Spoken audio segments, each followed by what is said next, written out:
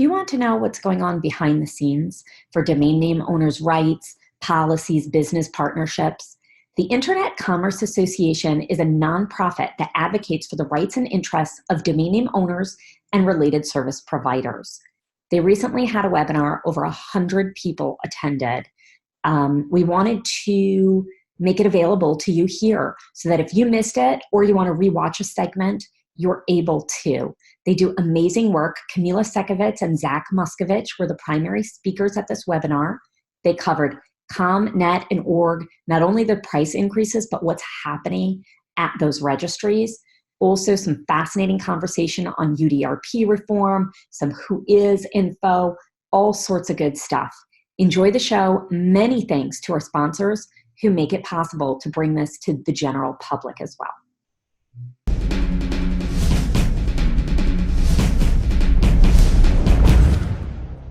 First, serious about online trading?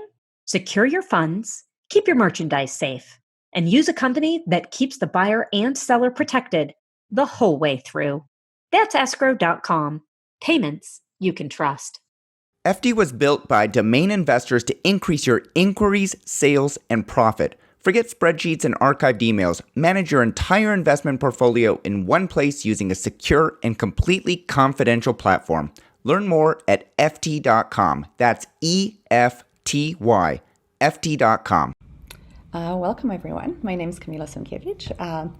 I've been the executive director of the ICA for close to 2 years now, and I am very excited to welcome all of you to ICA's first ever public membership call. This is also the very first time we have well over 100 attendees who have registered for the call, both members and non-members. We're very excited about that fact. We are very happy to tell you more about our work and give you a better idea of our mission. And so ICA was formed over 2 decades ago. We are a nonprofit organization representing individuals and companies from all different walks of the domain name industry and from across the globe. And that includes domain investors, brokers, bloggers, attorneys, marketplaces, parking companies, registries, really anyone. Our policy direction is set by our leadership team in consultation with our membership. Our 6-person board consists of the head of GoDaddy's aftermarket division, the chief counsel of CEDO, and then leaders representing the investing, monetization, brokering, and development sectors of the domain name industry. Our policy positions are developed by our general counsel, Muscovitch, and you'll get to know him in just a little bit. And he's been a domain attorney for over 20 years and has been doing an incredible job on behalf of the ICA. We're very excited to work with him. And so as excited as I am about welcoming so many of you to this call, I also wanted to let you know that this is the first time that we are working with Zoom's webinar feature in such a large scale. So apologies in advance for any glitches that we might, encounter. Hopefully not. So why now? Why are we opening up the call to the public? We felt that we are really the industry. We are at a critical juncture on so many issues that are of the importance to the ICANN community at large, and that's why we wanted to make it available to everyone. And Zach will speak about these issues in detail in just a moment. And so, just some information about the call before we get started. So the call will be recorded and it will be available for viewing later. We will reserve time at the end of the call for for questions. Those of you who are using the Zoom webinar app, or just the Zoom app, you can chat with other attendees and with ICA members during the call. But if you have questions for Zach or myself, please type them into the Q&A window, and we'll do our best to address them. As I said, we'll wait to the end of the call to address most of the questions. If we have time, we'll take a few as we go along. If we are not able to get to your question during the call, please get in touch. I'll provide my email in the chat window, and we'll be happy to respond at a later time. Also, I'll provide some links to our website where you can learn more about our board of directors, our members, and also more information about how you can join the ICA and become a member. So without further ado, I will turn this over to Zach. Thank you. Issued Amendment 35, which essentially gave permission for VeriSign to pursue a price increase with ICANN. And you know, the exact language of Amendment 35 is crucial. What it says is that VeriSign and ICANN may agree to amend Section 7.3 DI of the registration agreement, which is essentially they may agree to change the price of .com, because you'll recall that it's been fixed at $7.85 since 2012, and it was fixed at $7.85 as the wholesale price because essentially the U.S. government stepped in to prevent ICANN from agreeing to a raise, to an increase in the prices. And the increase that was contemplated back in 2012 is very similar to the increase that the Amendment 35 contemplates now, essentially up to a 7% increase in 4 out of 6 years of the registry agreement. And in this particular case, it can commence 2 years from the effective date of the amendment. However, where does it stand now? In our view, ICANN now needs to make the decision. NTIA doesn't make the decision for .com pricing. All it has done is permitted VeriSign to pursue this potential price increase. And so then the question really becomes, what justification is there for ICANN to approve an increase in prices? And so the way that we tend to look at this is that we ask ourselves a question: who really is entitled to set the price? The .com registry is a tremendously successful registry. It's been well operated by our friends at VeriSign. It's a well-managed company. It's a public company, and they've done very well with it. But the .com registry pre-existed VeriSign's management of it, and VeriSign is a contracted manager of the registry.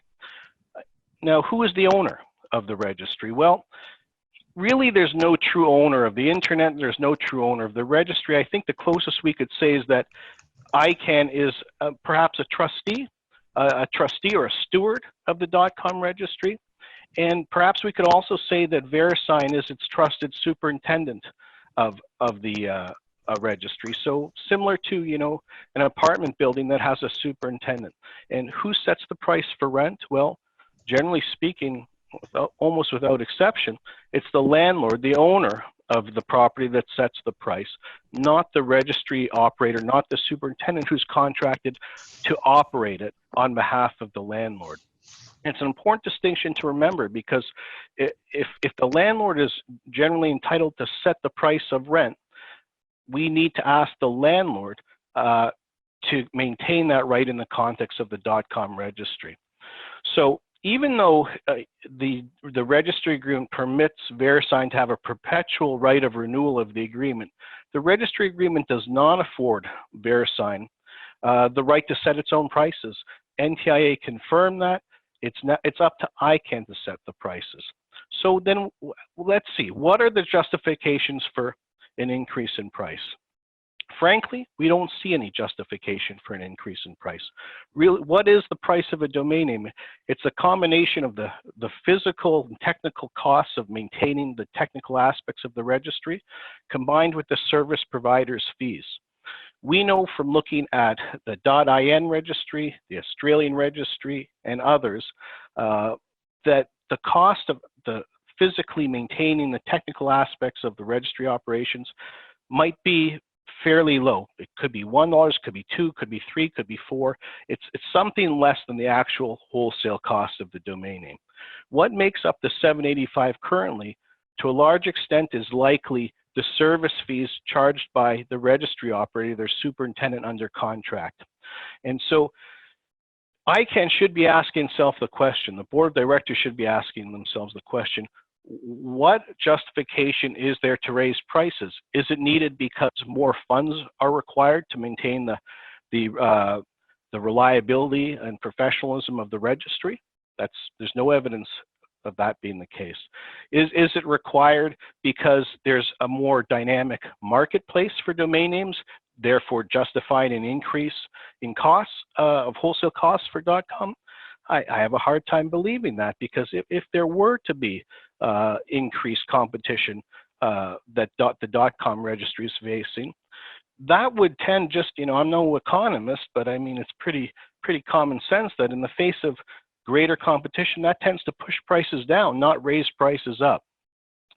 I think that, we've got to conclude that the reason for raising prices is not a mystery. VeriSign, by all rights, should want to raise more money for their shareholders, and we can understand that. However, should ICANN permit that to happen? We're talking about such big numbers here. I mean, if the proposed fee increases were to go into effect by the end of the 6-year agreement, the fee for each .com domain name would increase to $10.29 per year, a jump of 30% from current levels.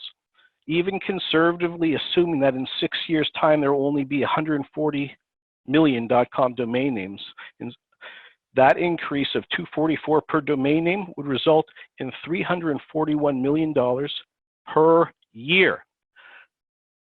Just do the math. We're talking about potentially billions of dollars. What justification is there for the transfer from registrants to the private operator, the superintendent of the registry? We think VeriSign should make money. We think it should be successful. It is successful, but this is a serious policy question, as big as any policy question that ICANN has faced, about what justifies an increase in price. Now, it's of concern to ICA members, certainly. Some ICA members have a handful of domain names. Some have 20, some have thousands. Realistically, an increase of 30% is absorbable by many, if not most, ICA members. But let's look beyond ICA members and look at the registrants, the 140 million registrants in the world. They are each going to be forced, if there were to be a price increase, to pay a few dollars more that they could probably absorb too. But collectively, look at the hundreds of millions of dollars that are being taken from them and put into a single pocket that is generally outside of the ICANN ecosystem. And that too is a serious policy question that must be considered by ICANN. So we certainly hope that there will be a greater discussion of potential .com price increase. We don't think there's any justification for one, and we have yet to see any evidence that suggests one is appropriate. I mean, the root cause of this problem probably is the fact that the .com registry has not been put out for open bid, and of course that can't happen because of the agreed language in the existing registry agreement. But I mean, this is not a new issue. In 2008, Department of Commerce wrote this to the then chair of ICANN. Finally, ICANN should require competitive bidding for renewals of a gTLD registry agreement rather than granting the incumbent operator a perpetual right to renew without competition. Such a mechanism would both assist in disciplining the conduct of the incumbent during the initial term, insofar as the incumbent would want to maximize the likelihood of renewal, ensure the benefits of competition when potential operators bid for the right to operate a gTLD in the renewal term. To me, those words from 2008 from the United States Department of Justice still hold true today. So that concludes my remarks about the .com pricing. Let's just see if there's some questions right now before we move on, and we can always circle back to this.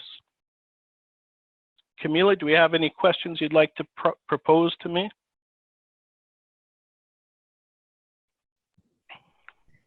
Hey, Zach, so we don't have any questions right now about this topic. So I say we just move on and see if anybody. All right, so you know what, I'll add one final remark then, perhaps in the absence of a question at this time. So, you know, there was a lot of pushback against the NTIA's decision to allow VeriSign to pursue the price increase from various stakeholders, many of our members. A lot of people are upset by that for the reasons that I've explained, but the lack of justification. But there's a very important aspect that we actually see eye to eye in an important respect with NTIA.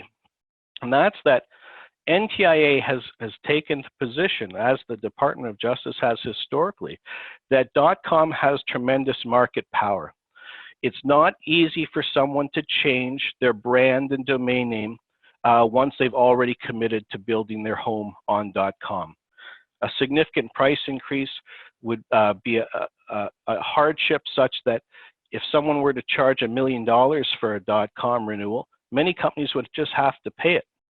And there hasn't been any evidence of new gTLDs presenting a genuine threat to the dominance of .com, at least these days. And I mean, Jonathan Zook put together with his team and committee a tremendous report on this issue in the Consumer Trust Working Group. And you know, one of the statements that they made in it is, in principle, the current substantial increase in the number of gTLDs provides an opportunity for ICANN to evaluate the claim of some that legacy gTLDs remain market dominant, and for ICANN to re-examine its earlier claim that the entry of new gTLDs in much greater numbers that had occurred earlier has weakened the rationale for price regulation. However, in the absence of adequate data on the wholesale prices actually charged by both legacy and new gTLDs, the review team has been unable to address this issue. In recommendation 2, the review team suggests that ICANN collect additional data to remedy the shortcomings in the future. So in other words, there's an absence of data to suggest that .com is facing any significant market dynamics, as NTIA had indicated as a justification for its new policy. This working group has come to a similar conclusion that there's not enough data to suggest that .com is under any kind of market pressure. In fact, VeriSign's own industry brief suggests that .com continues to enjoy significant increases year over year. But getting back to the common ground with NTIA is that we both believe that price caps are necessary to constrain the market power of .com. They've changed the policy from 2012 to say that, you know, it should be a 7% cap in order to restrain the market power of .com. We believe that it should be 0 for the explanations that I've mentioned. There's no increased cost to the registry. There's already a significant service fee built into the existing wholesale cost. But so the question really isn't whether .com has market power and whether it needs to be constrained. The difference in view is by how much. Okay.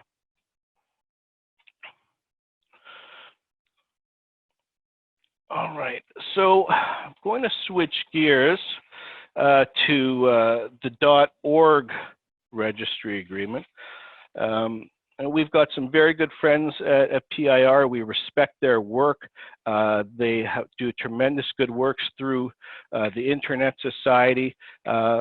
And you know, we know that they'll understand that when we have a difference in policy viewpoint about their registry agreement, that it's done in good faith. And you know, that's the great thing about ICANN from, you know, the minimal experience I've had to date over the past year representing the ICA is that there's disagreements in policy, but people of good faith and good nature can agree to disagree on occasion.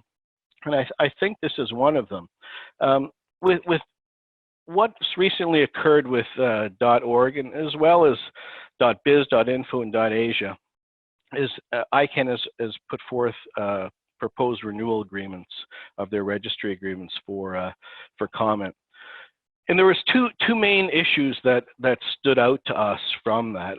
The first is that, you know, it's almost an article of faith, as you know, that ICANN is a bottom-up, multi-stakeholder policy development model that is unique in the world and has been to a significant degree successful in many respects.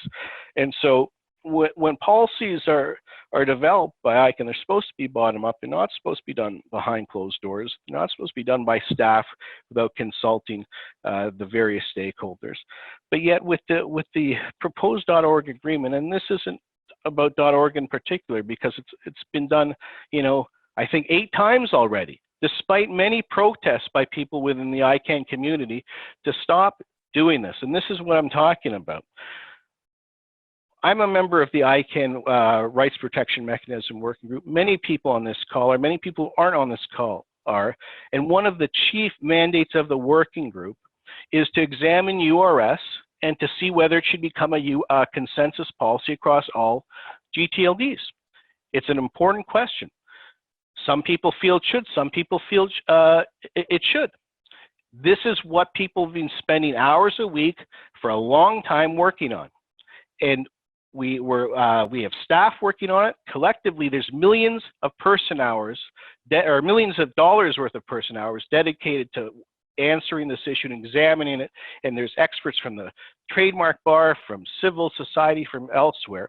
And yet, that question has become rendered almost moot by the .org agreement, like other proposed registry agreements. What staff has essentially done is to say they want to introduce URS to .org, notwithstanding that this is an issue that's being currently deliberated by the working group.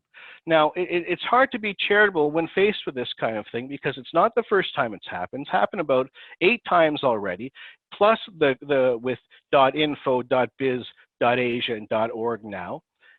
ICANN is well aware that the working group's work is underway. What other conclusion can be drawn from staff unilaterally doing this other than the working group is just engaged in busy work when real policy making is done behind closed doors and then sent out for a perfunctory comment? It's not acceptable, and it does a real disservice to the credibility of the multi-stakeholder model. That's the first issue with the .org proposed contract. The second issue is that, unlike with the .com Amendment 35, with .org, what is being proposed by staff again is to align this registry agreement with new gTLD agreements for some reason. In other words, to remove all price caps altogether for .org. All price caps, not 7% in 4 out of 6 years, commencing 2 years from now. All price caps so that the registry can charge whatever they want. Why? Because new gTLDs are doing it. New gTLDs are a completely different animal, in my respectful view, from a legacy TLD like .org. .org has a very cherished place in the namespace. It's the home for 10 or nearly 11 million nonprofit organizations, charities, internetcommerce.org, redcross.org, wikipedia.org, savethechildren.org, millions of nonprofit charities, large and small, who are engaged in the public interest, have made their home on .org in the expectation that there be stable pricing governed by the ICANN Registry Agreement. Now, to remove these price caps altogether means that a charitable organization, whether it's a small or large one, could face untold fee increases in the unforeseeable future. At some point in time, the registry can say, you know what, that $10 that you're paying now, we're going to make that $1,000. Now, the other side of the story is that, well, you know, PIR is a responsible manager. It hasn't always taken advantage of its ability to raise prices by 10%, which is enjoyed to date. It would never cut its nose off to spite its face by raising its rates so exponentially. And there's something to be said for that. And I believe that may very well be the case. But, you know, as an attorney who deals in contracts and as business people who deal in contracts, we don't tend to create commercial relations with contractors on the basis of faith alone. We put the parameters and the constraints in writing. And if the registry operator has no intention of raising its fees exponentially, there's no reason that can't go into the agreement too. So, I mean, there's another point that's made in favor of the increases is, you know, look, the existing registrants can renew their registration for 10 years in advance at the current rates, thereby foreclosing any possibility of a rate increase within the next 10 years. Well, you know, first of all, that would be a major lump sum windfall for a registry operator. If you have 10 million names, $10 a piece, 100 million bucks times 10 years, do the math. It's a lot of money. Second of all, charities and not-for-profits are not paying close attention to this issue by and large. They are not necessarily attending ICANN meetings. They're not aware of this. There's no requirement that they be notified necessarily of the potential price increase. And at the end of the day, a .org registrant, even if it only faces a 50% increase, again, affordable, across 10 million registrations, it's a tremendous amount of money that's transferring that hundreds of millions of dollars from nonprofits and charities to a registry operator who then distributes it to an excellent not-for-profit, the Internet Society. But the justification for this eventuality is non-existent in our view. ICANN, as the trustee of the registry, this legacy TLD, that's a different animal than new gTLDs, in our view has the obligation, responsibility to the wider Internet community, to its existing .org registrants, to maintain stable pricing, not remove all price caps, and leave us all exposed to the unknown. Okay, do we have any questions particularly about the .org renewal contract? And Kamila, if not, we will carry on to yet another issue. I don't see any questions in the Q&A regarding that topic. There are a few regarding the .com price. Okay. But maybe you'll go back to that and you can carry on. And we have time, we can answer those.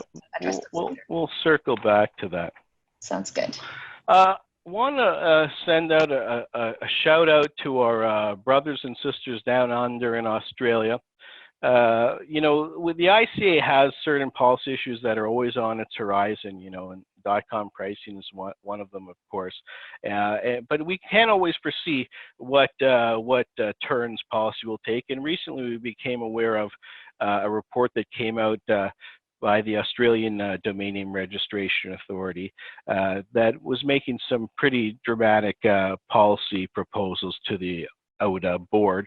And the Australian domain investors and Australian registrants reached out to us and asked us to see what we can do to help. And so we put together a 9-page letter containing arguments based upon a pretty careful review of their final report.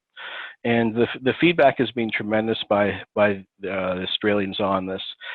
They appreciate what the ICA does and did in this particular case, even though it doesn't fulfill our core mandate. We have members from Australia too, and we try to serve them as well.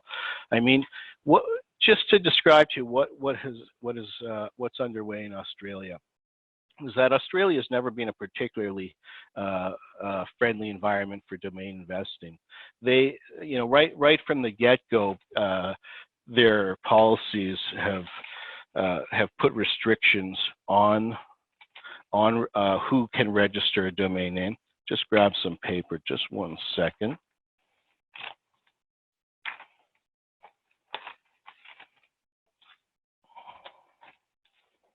There it is. And so essentially what they realized, the drafters report, and listen, I acknowledge they put a lot of work into this. They had some consultations, they had some focus groups, had some studies, none about this, mind you, but they put a lot of effort into it. But one of the things they recognize is that, you know, even the existing rules under .com.au under ODA's regulations has allowed domain investment to flourish. There's domain investors there, even despite the restrictions that have gone on to date. There's a number of very technical changes that ODA is now considering, but essentially what they're trying to do is restrict the space even further. And one of the ways they've done that, or attempting to do that, is change some wording of their existing policy. So previously, you weren't supposed to register a domain name if its sole purpose was for resale. Now they changed it to primary purpose for resale is prohibited, and they've given some other tests.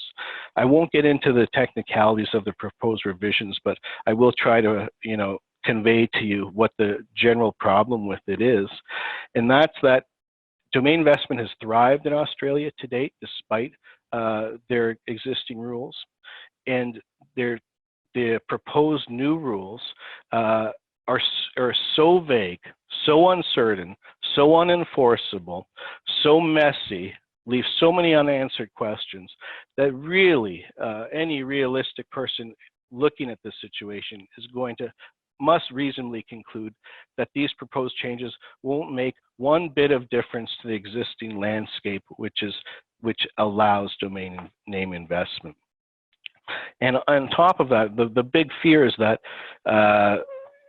existing registrants who've played by the rules, domain investors who registered domain names, who've invested their own funds, their family's funds, mom and pops, small business people, large business people who invested in domain names could face cancellation of them retroactively, essentially at their end of the registration period.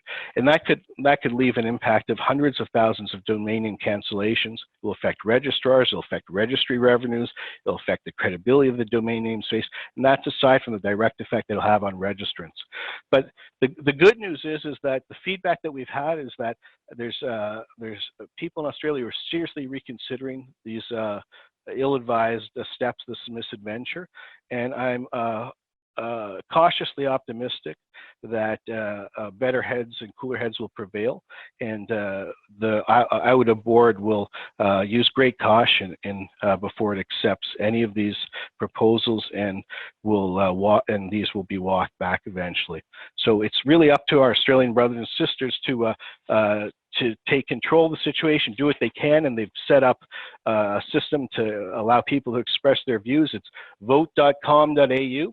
It has hundreds of people who've already expressed their views on these policy proposals, and so I encourage you to also express your views in that method.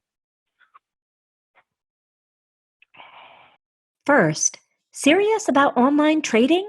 Secure your funds, keep your merchandise safe, and use a company that keeps the buyer and seller protected the whole way through. That's escrow.com. Payments you can trust. FD was built by domain investors to increase your inquiries, sales, and profit. Forget spreadsheets and archived emails. Manage your entire investment portfolio in one place using a secure and completely confidential platform. Learn more at FT.com. That's EFTY, FT.com. Okay, we're going to switch gears once again. And I kind of feel like talking about UDRP reform for a few minutes. So let's talk about UDRP reform. So if there's a couple issues that really focus the ICA, one of them is really UDRP reform. UDRP comes into play for a lot of registrants who own generic domain names because they're valuable domain names and they're coveted domain names by others. And so, it's not uncommon for trademark owners and even non-trademark owners to attempt to misuse the UDRP in order to obtain through this procedure a coveted valuable domain name. And the other concern is that there's many good and qualified panelists and some not so good, not so qualified. But one thing is certain is that there's no domain name lawyers that are on the panel, but there's plenty of trademark lawyers.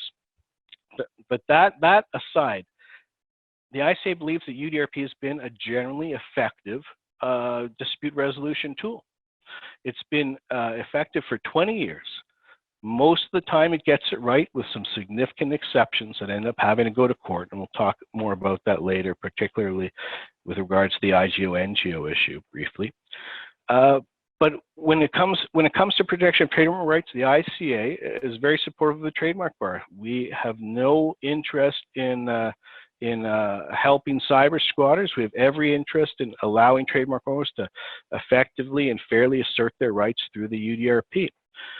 Nevertheless, it's been 20 years without a review. Thankfully, there's a review underway through the RPM rights protection mechanism working group that we are participating in. It's very early days. We're still talking about sunrise, sunset, and URS in the claims notice, but hopefully we'll be getting into the meat and potatoes of the UDRP aspect soon. But in anticipation of that, the ICA put together, last year, a UDRP reform policy platform. And the gist of it is that the policy itself can remain more or less as is. Where the reforms are required are procedural aspects. And I'll give you a few examples because we have, well over a dozen distinct proposals, and we're working on more. But, the kinds of things that we're looking at, to give you a general idea, is that, there's, I think, 5 dispute resolution providers that are accredited by ICANN now, but it's an accredit and forget system. In other words, once you're accredited, there's no ICANN oversight, there's no ICANN UDRP commissioner, there's no standards of conduct, there's no consistency amongst providers. They've been left entirely alone for 20 years, and it's a remarkable state of affairs for a procedure this important that millions, Mark, M-A-R-Q-U, Europe Trademark Association wrote a great letter to ICANN about this issue, and they explain that millions of dollars go through this UDRP system, perhaps hundreds of millions of dollars, and there's no oversight for it. So one of the things that the ICA has really been calling for is to put dispute resolution providers under contract, like every other kind of contracted party service provider within the real world and within ICANN itself. There's no reason to have such an exceptional situation where a dispute resolution provider is left entirely to its own devices, no complaint mechanism, no requirements in terms of its quality control, allowing them to institute their own supplemental rules which diverge and are inconsistent with the actual UDRP rules, allow them to pick and choose panelists to make themselves more attractive to complainants in many cases, that there's no complaint procedure when a panelist is off as a loose cannon. And there's also other things that we'd like to see happen. For example, the WIPO has done a remarkable job over the years of creating what it's called the consensus view, which is kind of a Bible or guide of interpretations of the UDRP. And we appreciate that in principle, and they do a very good job with that. However, we'd like to see that expanded so that all DRPs, all dispute resolution providers, participate in that. All stakeholders participate in the formulation of it, because otherwise it's truly not a consensus view as far as we're concerned. It's a view of one particular party trying to do its best, but we think it would really benefit from much wider input from different parties. Now, in terms of next steps for UDRP reform, I can report that we've had excellent bilateral meetings with other UDRP stakeholders, particularly from the trademark bar, and there's many things that they're looking for. The realists among them understand that there's many things that we're looking for, and I am cautiously optimistic that we'll be able to reach good compromises, good consensus with them, everyone being reasonable and transactional while recognizing the UDRP works, but it can be improved. And so I'm looking forward to continuing those conversations, and hopefully we'll be able to report back to you about some concrete consensus reached, even whether it's directly within the working group or outside, just on a bilateral or other multilateral basis outside of the ICANN working group, that make real progress and improvements to the UDRP. We've also heard some indications that ICANN is also looking to lead a best practices kind of standard, so that dispute resolution providers will at least have this baseline to abide by until the working group's done its work, which could take some time. So I'm going to now switch gears once again and talk about the IGO-NGO working group and the recent proposal to Counsel regarding its work. And just by way of background, this was another working group that was in existence for 4 years. In other words, volunteers with the assistance of staff for 4 years studied the question of whether international governmental organizations, non-governmental organizations, had sufficient rights protection mechanisms under the auspices of ICANN through the UDRP in order to protect their identifiers. And this working group was chaired by Phil Corn, formerly General Counsel of the ICA, co-chaired by Petter, an IP lawyer from Denmark, had representatives from the registries, registrars, registrants, various constituencies. It was a small working group, but they even hired an outside Professor Swain of international law. They were looking at some very complex questions, and it was the first working group that I really joined in my time at ICANN, and they did an admirable job. But they've got had a lot of pushback from some quarters about the work that they did. In particular, the biggest complaint was from some IGOs and NGOs were essentially saying that, listen, the conclusions and recommendations that the working group reached didn't take into account the comments and advice that we gave, and the outcome is just totally unacceptable. And so, one of the proposals that the ICA made in the context of this working group towards the very end, when it was looking like there was going to be a consensus on most of the report's recommendations, with one particular issue that had a division amongst the groups, is that, it doesn't sound like there's going to be consensus within the working group, complete consensus amongst the working group, and we're also hearing some more than grumblings, quite vociferous dissatisfaction from IGOs and their representatives, then perhaps the best move is to move this over to the RPM working group. That proposal didn't fly at the time, but it looks like it's flown now. The latest is that there's a resolution before Council that essentially puts this issue before the RPM working group. Not that the RPM working group needs any more work, and it's a real shame that the expertise that the original working group developed may not completely transfer over to the RPM working group. But the resolution put forward does have some positive aspects to it. It says that resolutions, recommendations 1, 2, 3, and 4 of the final report are accepted. Recommendation 5 is not accepted, but it directs the working group essentially to ensure that any rights protection mechanism does not affect the right and ability of registrants to file judicial proceedings in a court of competent jurisdiction.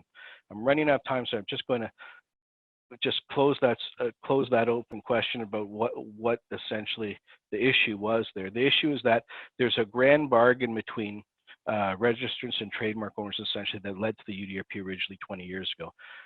Trademark owners were saying we need a fast, efficient, simple system for adjudication of international trademark disputes that involve domain names, and registrants essentially said, okay, but if the outcome isn't satisfactory, we need the right to appeal this to court. That's the so-called grand bargain. And what the IGOs were essentially want to do is to have a new system separate and apart from the UDRP, because the UDRP presented a very serious problem for them as far as they were concerned, because part of what the UDRP provides is that the registrant has the right to take a decision to court, and IGOs feel very, very strongly that they are immune from state jurisdiction, from courts, and so they couldn't agree to being subjected to a decision being overturned.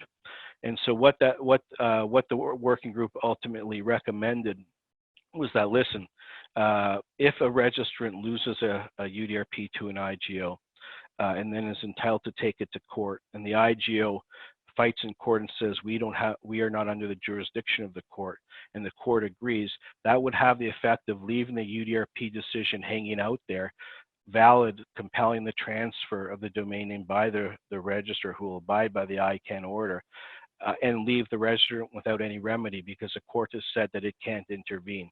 And so in that situation, what the majority in the IGO working group proposed is that the underlying UDRP decision be vacated essentially, because otherwise it would have broken the grand bargain, because the registrant is allowed to take it to court. If the IGO who commenced the entire procedure wins the UDRP but doesn't want to lose ultimately in court, it can fight jurisdiction there and deprive the registrant of its remedy. And so we felt that was unfair. This is a complicated issue that's now going to be before the RPM, and I wish them and all of us lots of luck with it. So let me see, we have 14 minutes left. And so Kamila, I want to just talk about GDPR really quickly. I'm going to spend 3 minutes on it. So a lot of people might have expected that the ICA would be all in favor of GDPR and getting rid of WhoIs. Nothing could have been further from the truth. The ICA has taken the position that WhoIs access is crucial for our businesses. We have used WhoIs for many crucial things. You know, everything from validating ownership of domain name purchase in a sale transaction, for escrow agents looking to see who the owners are, for locating a person for service of civil actions. As an attorney, I do this. For asset investigation or recovery, many attorneys do this. Checking title for domain names to ascertain whether you're purchasing a domain name from the legitimate owner of it is crucial. There's so many reasons. You know, escrow services rely on WhoIs to verify that they're doing business with the actual registrant. Aftermarkets rely on this. It is really thrown not just the IP bar, but the domain investment community for a loop not to have access to WhoIs details. And so we have actively supported the BC and the IPC's efforts in this. We contributed our efforts in drafting parts of the joint IPC accreditation, IPC and BC accreditation and access model. We really appreciate all the efforts that the IPC and BC members have made in terms of the time commitment to participate in the expedited policy development process on this. Phase 2 is starting shortly. That's where the real nitty-gritty is going to happen, but determining who is a legitimate interest. Is it just going to be cybersecurity groups and IP attorneys, or is consumer protection going to really be treated fairly so that journalists can conduct their research, academics can conduct their research, attorneys can conduct their research, brokers can conduct their research, buyers and sellers can be certain they're buying from the right party. These are all, broadly speaking, consumer protection issues, and so we plan on monitoring this issue closely, continuing to contribute on it. We'd really like to see somehow, some way, that there can be easy and continued access to WhoIs details, but there's a vociferous opposition to this, and it's going to be a big challenge at phase 2. Okay, it's 1:49, and I'm done my remarks. So Kamila, I'm in your hands. Amazing, thank you. Thank you so much. Can you hear me? Loud and clear. Amazing. So we do have a few questions. I'll start with Bill Sweetman's question. He's asking, is there a risk that AUDA isn't, that the AUDA's anti-domainer sentiment could spread to other ccTLD registries? In short, no. The AUDA has always been like this to one degree or another. This is really nothing new. This is them just trying to, in my respectful view, fiddle around with their existing rules in an attempt to make them stricter. But really, the environment's always been like that. And I believe that they will eventually come around and see what they're trying to do is tremendously impractical and harmful for themselves. Next question. So we'll go back to .com pricing. So does ICANN have an obligation to protect the public at large for unjustified price increase, and why isn't it acting in the public's interest? Right. I mean, what's remarkable here is that you know, United States government, NTIA, is clearly taking the position that price caps are required to constrain the market power of .com, but the actual pricing they leave to ICANN. ICANN says, well, we don't want to get involved in pricing. So who's supposed to be looking after pricing? I mean, the registrants need to be protected by somebody. Somebody's got to be looking after registrants. At the end of the day, that's what ICANN is here for, is to look after registrants, to make sure that they have access to a stable and fair internet and fair pricing, and there needs to be studies done before there's any increase in pricing. There's no justification for an increase, and at the end of the day, it's the ICANN board who's going to have to answer to 148 million registrants if things get out of control for .com pricing. Next question. All right, so we have a question from Kevin Dabney. If the .com registry agreement has price fixed at $7.85 through 2024, why would ICANN want to amend this early to shift all of its wealth to one private company for the public at large? Right. So, you know, these are very complicated agreements that have been amended over and over again over the years. And one of the provisions that VeriSign is hanging its hat on in the current amendment to their registry agreement, the one that's in place now, is that, you know, the parties, VeriSign and ICANN, shall negotiate in good faith to, inter alia, amongst other things, ensure that there is consistency between the ICANN registry agreement and the cooperative agreement. And so from VeriSign's perspective, perhaps, you know, they feel it's as simple as, well, NTIA has said that we could seek more money for our services from ICANN, and since they've done that, let's make our registry agreement consistent with that. Well, I mean, the more astute view, and the one that I personally subscribe to and the ICA does, is that consistency with the agreement, with the cooperative agreement with Amendment 35, doesn't require ICANN to raise prices. In fact, NTIA specifically said it's up to ICANN and VeriSign to agree, if they agree to raise prices, and that it would still maintain consistency with the cooperative agreement if ICANN merely declined to raise prices, as it should. Next question. Thank you. So how important is it to standardize the legacy and the new gTLD extensions on the same agreement? How important is it? I don't think it's important at all. I mean, it blows me away because, you know, just who came up with this idea that we should be aligning these registry agreements? New gTLDs are bought and paid for by private enterprises who came up with their business plans, came up with the ideas for their new gTLD, participate in auctions, are within a picket fence that ICANN doesn't get involved in their pricing. They will rise or fall depending on how they respond to the market. It's a completely different animal than a legacy TLD. For example, .com has been 150 million people who've made their homes there already over the past 20+ years. And so, in my view, alignment is the last thing that we should be doing. We should be treating different animals like different animals. The new gTLDs should be allowed to do their thing, but the existing legacy TLDs should be by a different rule book, and that rule book should have price restrictions, because that's what registrants have come to expect and rely upon. Okay, thank you. So we have a question from Jonathan Zook.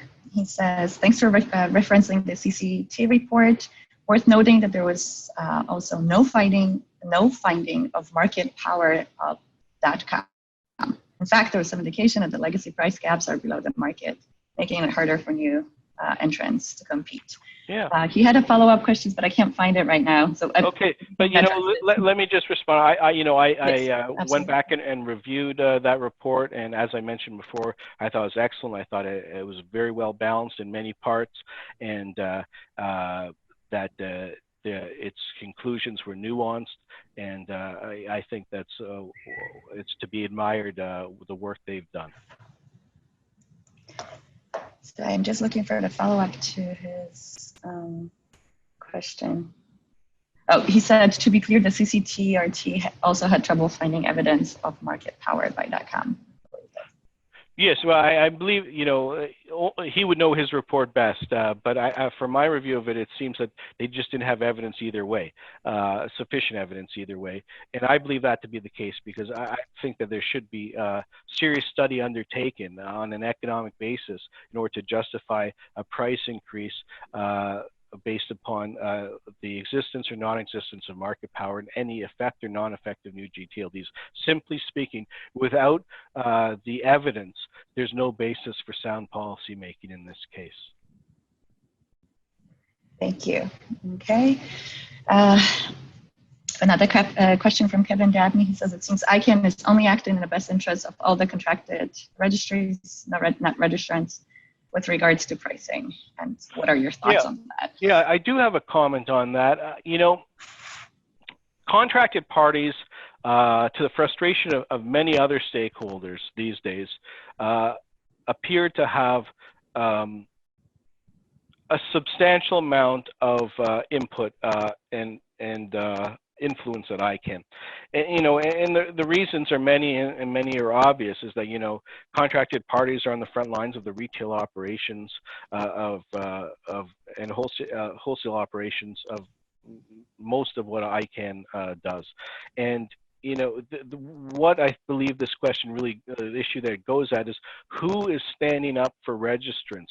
Who on the board is going to be standing up and saying, I'm a board member and I have 150 million .com registrants that I answer to. I've got nearly 11 million .org registrants that we answer to. Who's going to be standing up for registrants and looking after them? It's not the contracted parties, and nor should they be. It's not the registries, it's not the registrars, it's not the IPC, it's not the BC, it's not anyone. The board ultimately is the one that's responsible for looking out for registrants, and that's something I believe they should keep foremost in their mind, as we do.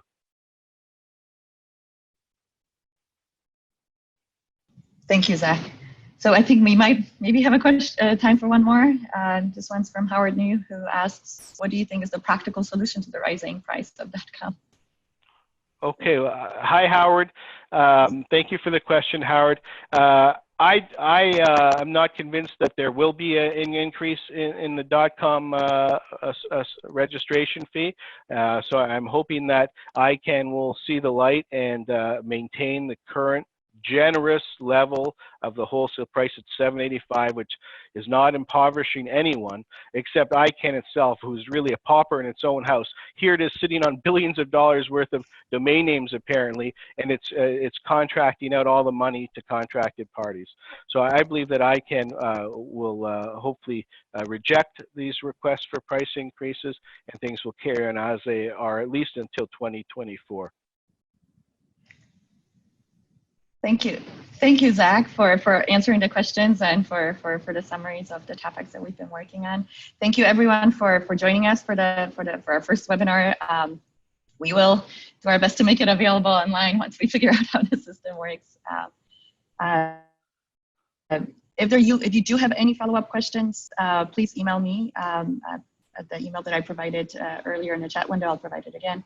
And also for the AUDA, for people who have interest in the situation, you can go to vote. No, what was it, Zach? Yeah, vote.com.au. Yes. And thank you, everyone, for bearing with me and putting up with all my comments for the last hour. And thank you so much for facilitating this, Kamila.